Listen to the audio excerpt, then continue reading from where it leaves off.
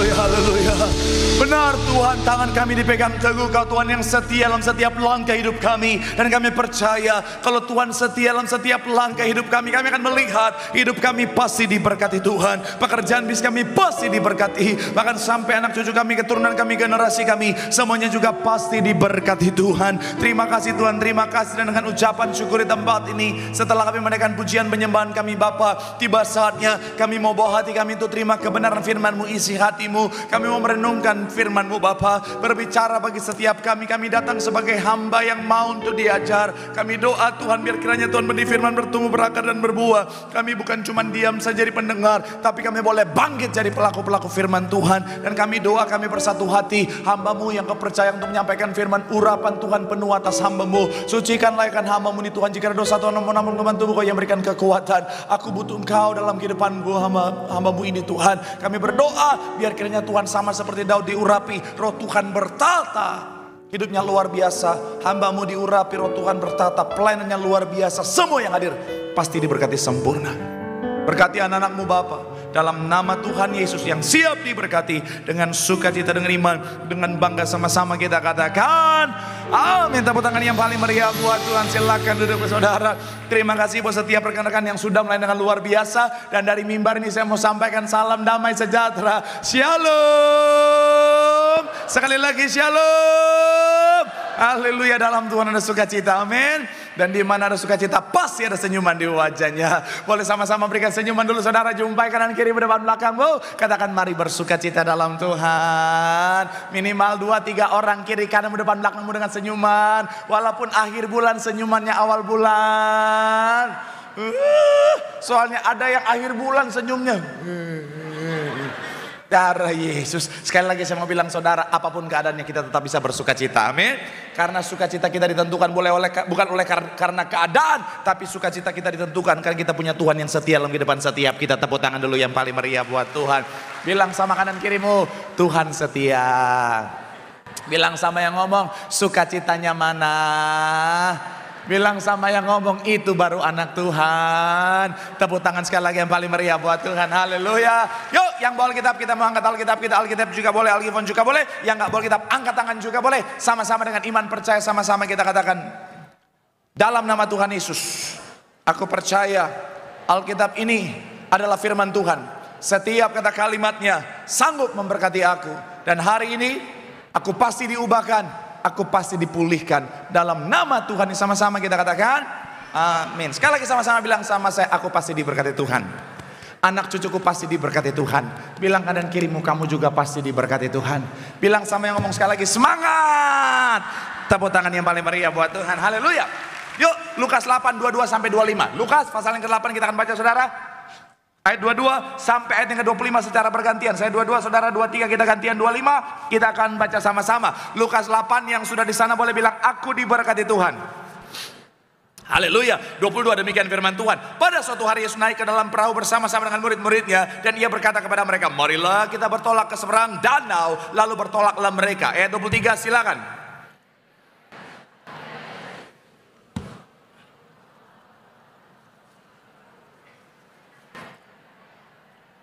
Ayat yang ke-24 dikatakan apa? Maka datanglah murid-muridnya membangunkan dia, katanya, guru-guru kita binasa. Ia pun bangun lalu mengharik angin dan air yang mengamuk itu. Dan angin dan air itu pun reda, dan danau itu menjadi teduh. 25 sama-sama kita baca. 3, iya. Lalu katanya kepada mereka, di manakah kepercayaanmu? Maka takutlah mereka dan heran. Lalu berkata seorang kepada yang lain, siapa gerangan orang ini sehingga apa? Dan mereka taat kepadanya. Saudara, kisah ini kisah yang menarik. Kenapa saya bilang menarik saudara? Karena murid-murid sedang bersama dengan Tuhan Yesus saudara. Mereka ada di satu perahu. Tapi yang menarik adalah apa saudara? Mereka ngalamin badai yang mengerikan saudara. Tiba-tiba angin mengamuk, gelombang mengamuk saudara. Dan mengguncang mereka. Padahal sekali lagi saya mau bilang saudara, mereka ada bersama-sama dengan Tuhan Yesus. Saya mau bilang saudara, dalam hidup jangan pikir karena sudah jadi Kristen bebas badai saudara. Jangan pikir karena saudara sudah jadi anak Tuhan kemudian nggak ada badai. Saya mau bilang saudara, badai bisa datang kapan saja. Saya mau bilang saudara, badai bisa terjadi kepada siapa saja. Siapapun kita, apapun latar belakang kita, apapun posisi saudara dan saya, namanya badai bisa terjadi kapan saja. Betul? Saya mau bilang sekali lagi saudara, bicara tentang badai bisa terjadi kapan saja, sekalipun saudara dan saya hidup dalam Tuhan. Saya kemarin saudara, jadi selain podcast yang di sebuah TV, saudara saya juga bikin podcast sendiri. Saya baru mulai sekarang saudara. Jadi saudara yang belum subscribe, di blog aja nggak apa-apa, haleluya. Saya mau bilang saudara, saya kemarin wawancara salah satu sahabat saya saudara yang juga bareng pendeta Elvis ke Pertanda Perjanjian kemarin saudara, dan dia cerita bagaimana mencekapnya suasana di sana saudara. Jadi ketika itu saudara, ketika lagi ada di sana, sudah hari-hari terakhir saudara, tiba-tiba handphonenya saudara menerima bicara tentang alarm tanda bahaya saudara, dan itu sangat menakutkan sekali. Kemudian dia cerita hotel di mana mereka tinggal itu ngalamin bicara tentang situasi yang mencekam karena alarm semuanya bunyi. Kemudian mereka disuruh masuk ke bunker saudara. Kemudian bicara tentang roketnya mulai datang saudara, dan akhirnya saudara getaran demi getaran terjadi saudara. Padahal yang menarik begini saudara, bicara tentang tujuan mereka ke sana adalah untuk Holy Land Tour. Ke sana untuk ibadah. Tujuan ke sana untuk apa saudara? Merasakan hadirat Tuhan di tempat di mana Tuhan pernah melayani saudara. Tapi yang menarik adalah apa? Mereka ngalamin situasi yang tidak mudah. Sekali lagi saya mau bilang saudara, namanya hidup, badai bisa datang kapan saja dalam kehidupan setiap kita. Tapi yang penting untuk kita ingat sebagai anak Tuhan, mau seperti apapun badainya, mau seperti apapun situasinya, anak Tuhan harus tetap tenang. Sama-sama bilang sama saya tenang. Sama-sama bilang sama saya sekalipun badai. Sama-sama bilang sama saya harus tetap tenang. Kenapa? Karena firman Tuhan dengan tegas berkata, di dalam tinggal tenang terletak kekuatan kita. Katakan amin. Jadi ketika saudara dan saya dalam ketenangan, kita punya kekuatan. Tapi kalau kita tidak tenang, kalau kita panik, saya mau bilang saudara, akan sangat mudah untuk dikalahkan saudara.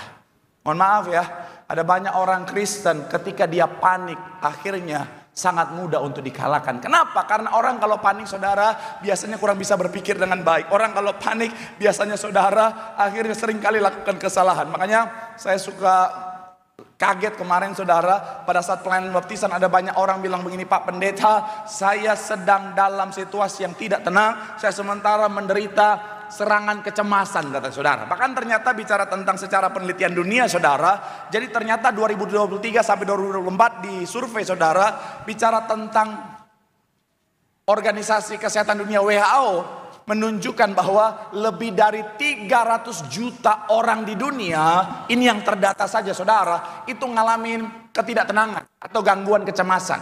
Dan memang menurut survei, gangguan kecemasan lebih umum pada wanita dibanding pada pria. Makanya memang ya kita bisa lihat wanita tuh lebih tidak tenang daripada pria. Iya kan?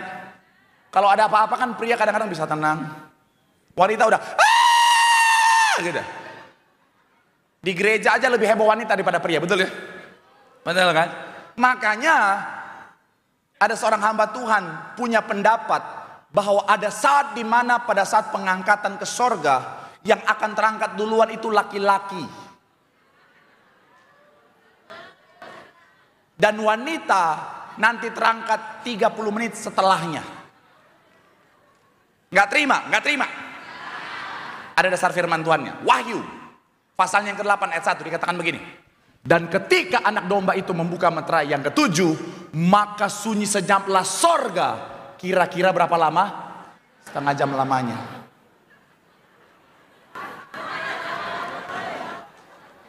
Karena nggak mungkin sorga bisa tenang kalau ada wanitanya. Udah deh. Saya ini pendeta udah bertahun-tahun ya. Saya bisa bayangkan kalau wanita terangkat ke sorga, begitu nyampe di sorga,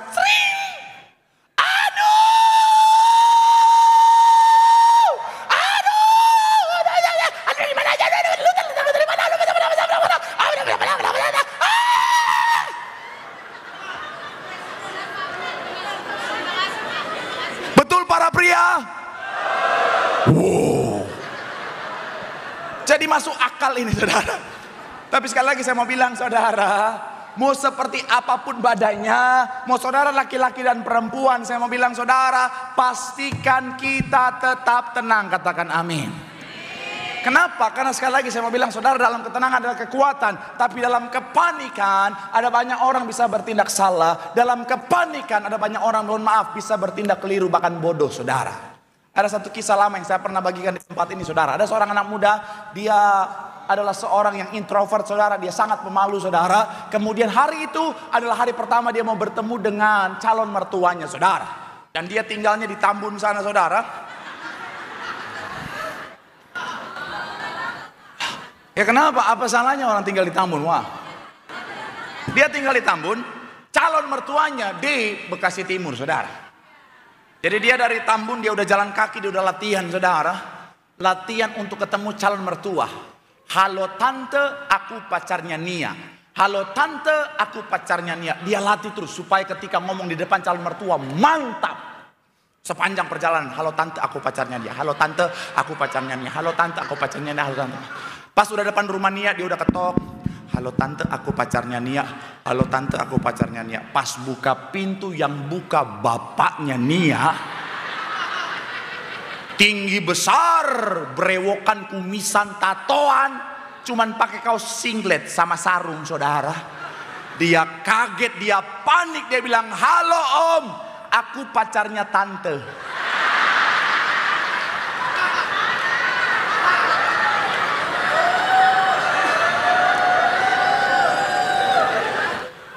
Konon katanya sejak hari itu sampai hari dia masih di ICU saudara. Saya mau bilang saudara, anak Tuhan harus tetap tenang, amin. Karena kepanikan itu berbahaya. Tapi mungkin saudara menatap dan berkata, Pak Pendeta, saya mau Pak Pendeta untuk tetap tenang Pak Pendeta. Tapi pada kenyataannya ketika badai itu datang dalam kehidupan saya, masalahnya yang terjadi adalah apa? Saya gampang panik Pak Pendeta. Saya mau bilang saudara, untuk tetap tenang kita harus punya dasar. Sama-sama bilang sama saya, harus punya dasar. Amin. Dan itu sama-sama kita akan bahas hari ini saudara, dalam judul khotbah, tenang di tengah badai. Sama-sama bilang sama saya, tenang di tengah badai. Amin. Doa saya melalui firman Tuhan hari ini, saudara dan saya tetap tenang di tengah badai. Sampai akhirnya apa saudara? Melihat kemenangan yang sudah Tuhan sediakan. Tepuk tangan yang paling meriah buat Tuhan. Haleluya. So, apa dasar kita untuk tetap tenang di tengah badai? Yang pertama saya mencatat adalah bicara tentang dengan menyadari semua dalam rancangan Tuhan. Sama-sama bilang sama saya, semua rancangan Tuhan. Sama-sama bilang sama saya, semua dalam rancangan Tuhan. Amin. Kita lihat ayat 22 saudara. Bisa tandai Lukas 8 karena kita akan kembali ke sana sepanjang pembahasan kita. Yuk, ayatnya yang ke-22 yang sudah di sana boleh bilang, aku diberkati Tuhan. 3, ya, pada Yesus naik ke dalam perahu bersama-sama dengan murid-muridnya dan ia berkata kepada mereka, marilah. Lalu apa? Sekali lagi, dan ia berkata kepada mereka, marilah apa? Lalu pertanyaan saya, siapa yang mengajak? Yes. Pertanyaan saya selanjutnya, apakah Tuhan Yesus tahu akan ada badai di depan sana? Sangat tahu. Bahkan tidak ada satupun yang terjadi di bawah kolong langit ini tanpa seizin Tuhan. Artinya apa? Tuhanlah yang sengaja membawa mereka untuk masuk dan menghadapi badai. Kesannya kayaknya Tuhan jahat ya. Tapi kalau saudara ingat Roma 8 ayat 28, Tuhan turut bekerja dalam segala sesuatu. Artinya apa? Termasuk dalam badai. Untuk apa? Untuk mendatangkan kebaikan. Jadi sekali lagi saya mau bilang saudara, dasar kita tetap tenang yang pertama, karena kita tahu semuanya dalam tangannya Tuhan. Dasar kita tetap tenang karena kita tahu semuanya dalam otoritasnya Tuhan. Sekalipun itu bentuknya badai, itu bukan untuk membinasakan setiap kita, katakan amin. Sekalipun itu bentuknya badai, itu bukan untuk menghancurkan setiap kita, tetapi untuk mendatangkan kebaikan.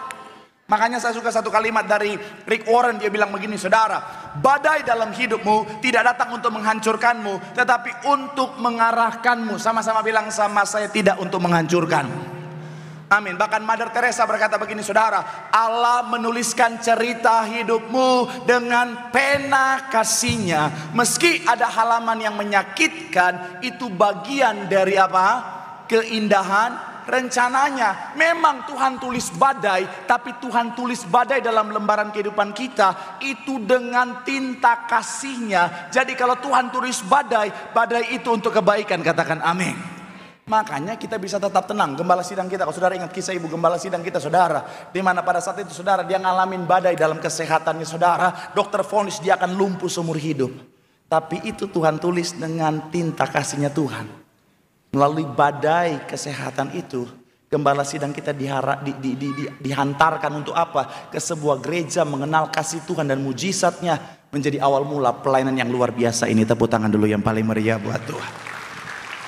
Jadi makanya kalau Tuhan yang tulis, sekalipun badai, kita tetap tenang. Karena kita tahu semuanya untuk kebaikan. Katakan amin. Saudara pernah lihat gambar bayi, foto bayi yang dilempar sama, walaupun saya pesan jangan lakukan ini saudara ya please. Gak usah lakukan. Tapi kalau saudara buka di internet, saudara bisa lihat ada bayi-bayi yang dilempar sama ayahnya atau ibunya saudara. Ketika dilempar ke atas saudara, mereka responnya semuanya sukacita. Semuanya tenang, tidak ada ketakutan, kecemasan. Kenapa? Karena mereka tahu ada tangan ayahnya di bawah, betul ya? Kalau bapak yang jahat saja tahu memberi apa yang baik bagi anak-anaknya, apalagi Tuhan kita, dia Bapa yang baik. Jadi apapun badai, kita akan tetap tenang. Karena dalam tangan Tuhan pasti indah, pasti rancangan damai sejahtera. Tepuk tangan yang paling meriah buat Tuhan. Bilang sama kanan kirimu, di tengah badai tetap tenang, karena semuanya dalam tangan Tuhan. Tepuk tangan yang paling meriah buat Tuhan. Haleluya. Yang kedua saudara, apa dasar kita tetap tenang di tengah badai? Yang kedua adalah karena kita punya kekuatan yang melebihi daripada badai. Sama-sama bilang sama saya, kekuatan kita. Sama-sama bilang sama saya, lebih daripada badai. Ayat 24, sama-sama kita baca saudara. Yuk, ayatnya yang ke-24 sama-sama sekali lagi. Yang sudah di sana boleh bilang, aku diberkati Tuhan. 3, ya, maka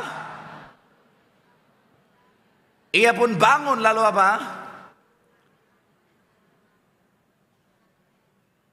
Tapi sebelum ke sana saudara, saya teringat untuk anak muda, karena ini sesi anak muda. Shalom anak muda. Jadi kalau Tuhan izinkan badai terjadi, percayalah itu untuk kebaikan. Amin. Sekalipun itu bicara tentang badai dalam hubunganmu. Misalnya, orang yang kau cintai banget ternyata selingkuh. Darah Yesus. Hush. Dan ternyata selingkuhnya sama temanmu sendiri lagi. Kan ada yang namanya PMP, betul ya? Apa itu PMP? Yes, pren makan pren, saudara. Di depan dia bilang, kok lu mau sama laki-laki macam begitu? Ya ampun, kalau gue jadi lu gue tinggalin. Pas kau putusin, dia sikat. Kata kamu gak cocok buat aku. Iya, gak cocok buat kamu, cocoknya buat gue. Oh, darah Yesus. Tapi saya mau bilang gak apa-apa, tenang, karena semuanya untuk kebaikan. Amin.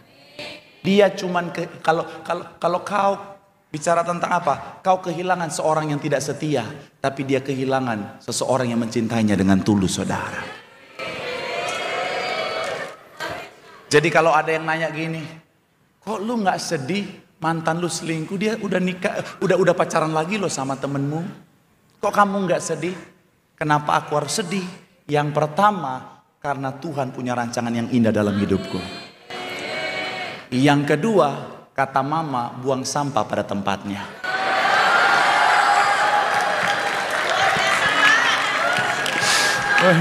Ada di bawah. Sama-sama bilang sama saya, kita punya kekuatan. Sekali lagi ayat 24 dikatakan apa? Ia pun bangun lalu apa? Menghardik angin dan air yang mengamuk. Saya mau bilang saudara, kalau saudara perhatikan bagian awal dikatakan apa? Murid-murid datang dan membangunkan Tuhan Yesus dan katanya apa? Guru-guru kita binasa. Artinya apa? Badai ini sangat mengerikan saudara. Kenapa saya bilang mengerikan? Kita bisa lihat, ambil kesimpulan saudara bahwa begini saudara. Murid-murid sebagian besar profesinya apa? Nelayan. Mereka ada di Danau Galilea saudara. Bahkan mereka bicara tentang beberapa di antara mereka lahir dan besar di sana. Bahkan saya bisa bilang saudara, mungkin ikan-ikan di Danau Galilea melihat Petrus dan kawan-kawan, mereka bilang, respect abangku. Iya lagi. Iya kan? Mereka itu akamsi. Anak kampung sini. Tapi lebih cocok adansi. Anak danau sini. Kok cuma di sini kurang lucu bagian itu ya?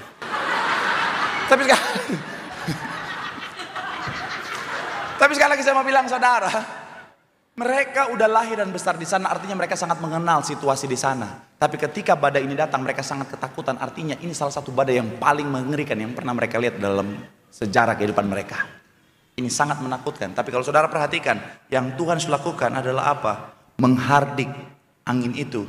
Dan angin dan air itu akhirnya reda. Tuhan sementara menyatakan kuasa. Sama-sama bilang, sama saya menyatakan kuasa. Saya mau bilang saudara dan saya yang tinggal dalam Tuhan, Tuhan tinggal dalam kita, kita juga punya kuasa, katakan amin. Sama-sama bilang sama saya punya kuasa. Bilang kanan kirimu, kita punya kuasa. Dasarnya di mana? Coba kita lihat Yohanes 14 ayat 12, sama-sama kita baca. Yuk, yang sudah di sana boleh bilang, aku diberkati Tuhan.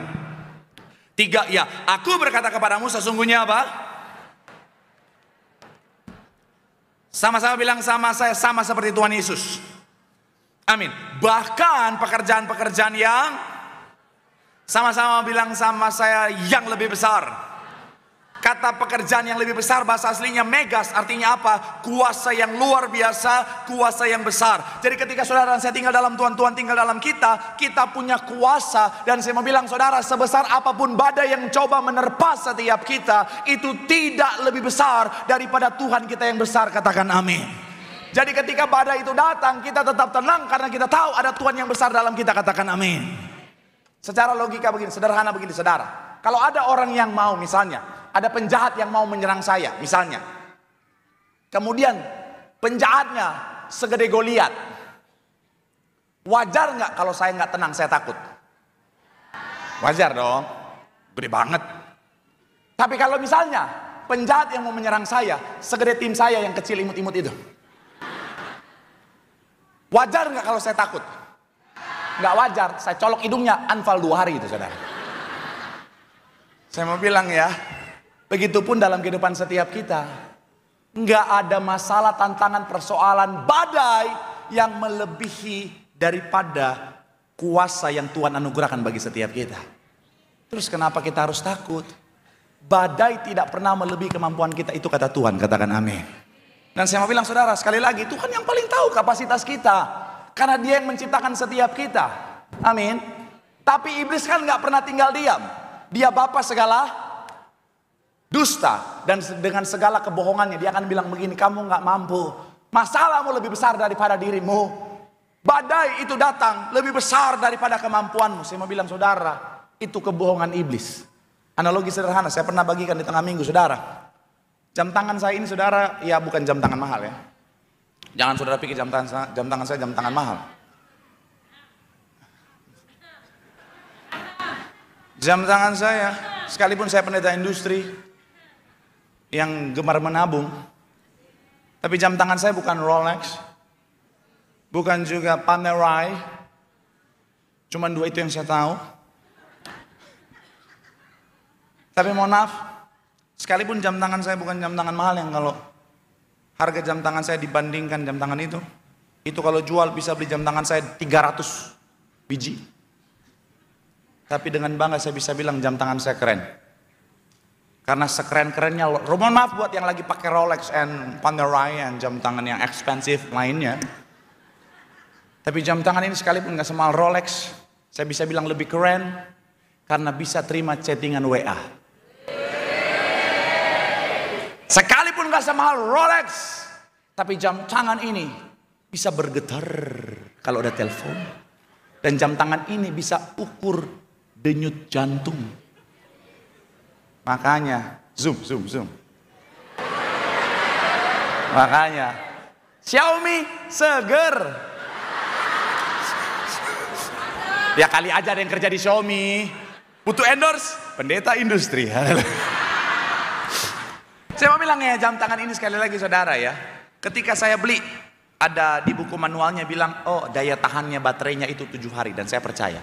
Kenapa saya percaya? Karena yang tulis adalah pabrik yang menciptakan jam tangan ini. Betul ya? Saya mau bilang saudara, karena saya tahu, dia yang paling tahu karena dia yang menciptakan. Begitupun saudara dan saya. Saya mau bilang sekali lagi saudara, yang paling tahu kapasitas kita adalah Tuhan yang menciptakan setiap kita. Jadi sekalipun iblis bilang apa, kamu nggak mampu, kamu nggak kuat, masalah tantanganmu lebih besar daripada kemampuanmu. Saya mau bilang saudara, katakan sama iblis, sotoy lu. Iya kan? Dia yang so tahu. Kenapa? Karena Tuhan yang menciptakan setiap kita berkata, segala perkara dapat kita tanggung dalam Tuhan yang memberikan kekuatan. Tepuk tangan yang paling meriah buat Tuhan. Bilang sama kanan kirimu, di tengah badai, tetap tenang. Karena ada Tuhan yang besar dalam setiap kita. Tepuk tangan yang paling meriah buat Tuhan. Haleluya. Yang terakhir, imam musik boleh siap-siap maju ke depan. Yang ketiga, apa dasar kita tetap tenang di tengah badai? Yang ketiga adalah badai pasti berlalu. Sama-sama bilang sama saya, badai pasti berlalu. Sama-sama bilang sama saya, badai pasti reda. Amin. Ayat 24 sama-sama sekali kita baca saudara. Imam musik saya undang maju ke depan. 3, ya. Maka katanya apa? Ia pun apa? Kalimat terakhir dikatakan apa? Dan angin dan air itu pun reda dan danau itu menjadi teduh. Saya mau bilang saudara, badainya mungkin mengerikan, badainya mungkin menakutkan, tapi pada akhirnya badai itu reda. Badai bisa datang dalam kehidupan kita, tapi badai bukan untuk selama-lamanya. Karena badai diciptakan untuk kita, bukan kita untuk badai. Maksudnya apa? Badai itu cuma proses kehidupan yang Tuhan izinkan terjadi. Balik lagi ke poin nomor 1. Untuk mencapai tujuan Tuhan, kebaikan yang sudah Tuhan sediakan. Jadi bukan kita diciptakan untuk hidup dalam badai terus, sepanjang hidup badai terus. Bukan itu tujuan Tuhan, saudara. Makanya saya bukan pendeta yang penganut teologi kemakmuran, yang selalu mengukur segala sesuatu dengan berkat materi. Tapi saya pendeta yang juga menentang teologi penderitaan, saudara. Apa itu teologi penderitaan? Teologi yang punya pemahaman bahwa hidup itu harus menderita terus. Sebagai orang Kristen harus menderita terus. Ada loh orang punya pemahaman teologi penderitaan. Jadi ketika pendeta khotbah berkat, langsung dia sesat nih pendeta. Saya pernah kan, ada seorang ibu, wah Tuhan, pendeta. Ya dari logatnya saudara tahu dia dari mana ya. Ya betul, Korea Utara. Pendeta. Jangan bicara berkat. Kita itu orang Kristen harus menderita. Karena Tuhan Yesus saja dia menderita. Saya mau bilang saudara, belajar lagi Alkitabnya. Apakah Tuhan ketika di dunia 33,5 tahun itu, dari lahir sampai dia disalibkan, menderita terus? Enggak kan? Ada saat dimana juga santai juga, duduk di pantai bakar ikan, betul kan? Ada kan? Ada kan? Bakar ikan, duduk di pantai, mungkin sambil nyanyi lagu reggae, uye. Iya kan? Bahkan sebelum disalibkan juga kan, sebelum penangkapan, makan bersama dulu. Betul ya? Bahkan habis makan bersama, foto bareng. Ini, foto bareng. Mana?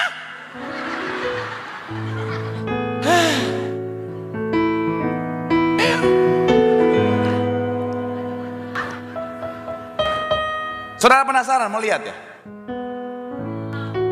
Ya belum ada lah, pada masa itu belum ada kamera.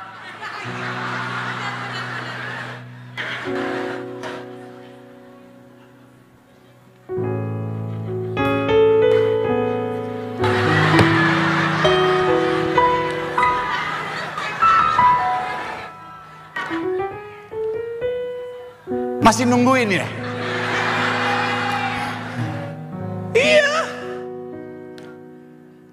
Mana? Potong amplop lah kalau begini. Aduh. Tapi sekali lagi saya mau bilang saudara, artinya gini, badai mungkin bisa datang dalam kehidupan setiap kita, dalam kehidupan saudara dan saya. Tapi ada masa berlakunya. Akan ada saat dimana ketika tujuan Tuhan di balik badai itu sudah tercapai, badai itu pasti reda. Tapi mungkin saudara menatap saudara dan berkata, Pak Pendeta, saya tahu sih Pak akan berakhir Pak. Tapi kapan Pak? Ada banyak hamba Tuhan mungkin akan langsung menjawab, tunggu waktu Tuhan. Sambil kasih pujian, waktu Tuhan pas. Nggak usah lanjut pales.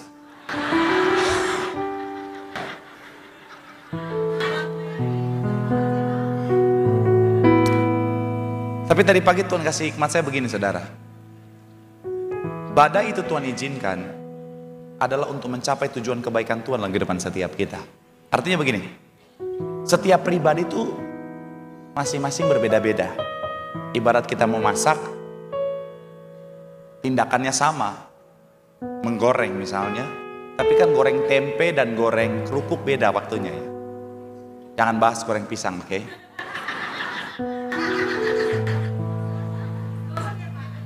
Ini gara-gara saya pasang di status, di story, dibahas. Pak Pendeta aku begitu Pak Pendeta. Saya goreng pisang itu sesuai resep.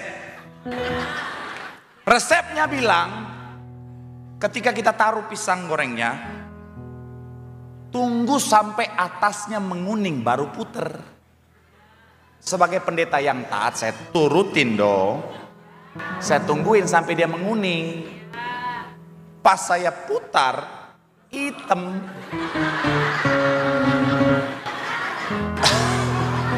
Makanya saya posting, ini pisang goreng kena serangan kuasa gelap.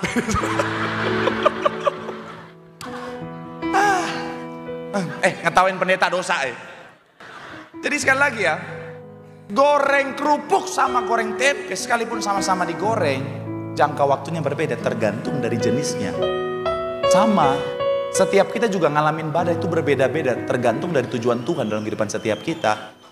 Dan ketika Tuhan kasih hikmat tadi pagi bilang begini saudara, ternyata lama tidaknya badai itu dalam kehidupan setiap kita itu juga sangat ditentukan oleh kita sendiri. Maksudnya gimana? Contoh begini.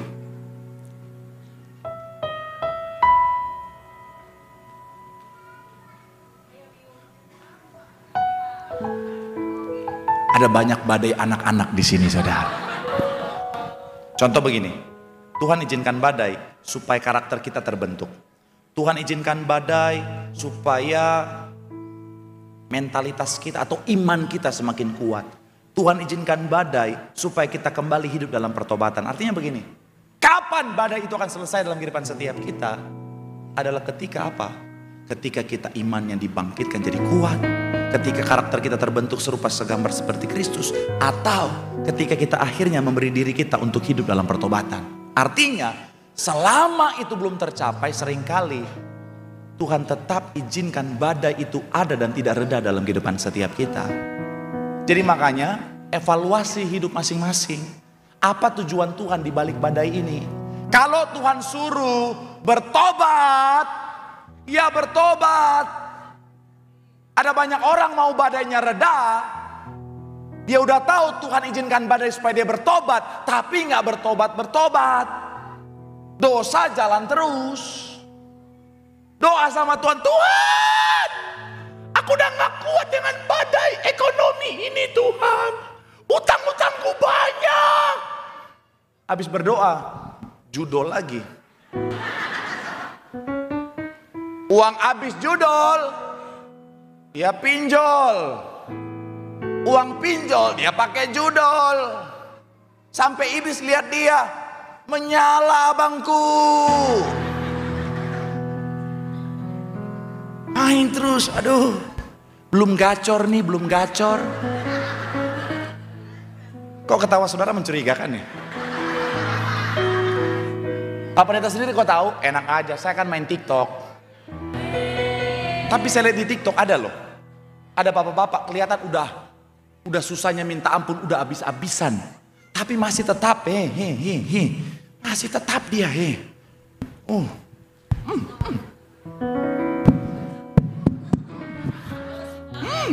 Iya begitu. Sampai yang bikin TikTok itu kayaknya istrinya pakai back sound. UI.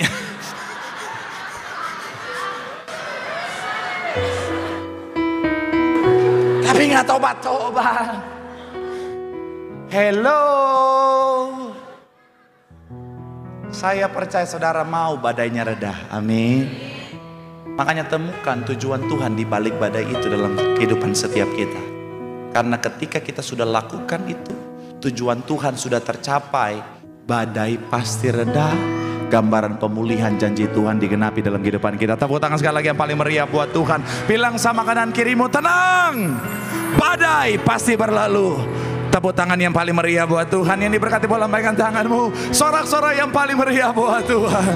Ku kan terbang tinggi